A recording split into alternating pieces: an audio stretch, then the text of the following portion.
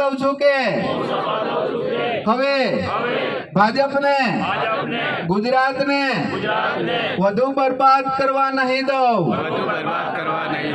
હું શપથ લઉં છું કે આવતી કોઈ પણ ચૂંટણીમાં હું ભાજપને મત નહીં આપું। હું શપથ લઉં છું કે મારા પરિવાર અને ગુજરાતના સુવર્ણ ભવિષ્ય માટે હું આવતી દરેક ચૂંટણીમાં આમ આદમી પાર્ટી અને ઝાડુને મત આપીશ।